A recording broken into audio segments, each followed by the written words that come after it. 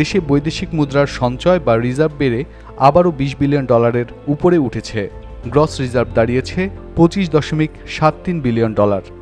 বাংলাদেশ ব্যাংকের তথ্য অনুযায়ী গত 27 মার্চ রিজার্ভ ছিল $2,481 কোটি, আর বিপিএম 6 ছিল $1,945 কোটি।